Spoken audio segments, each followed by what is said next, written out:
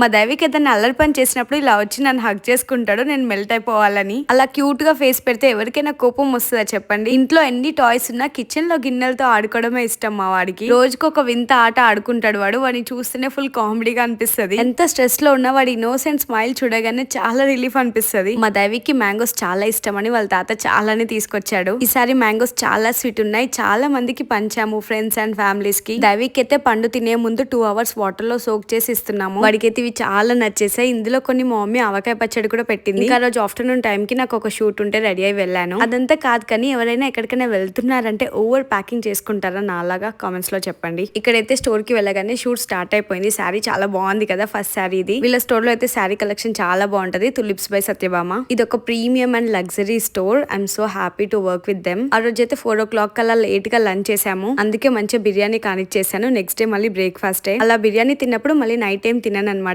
అదే డైట్.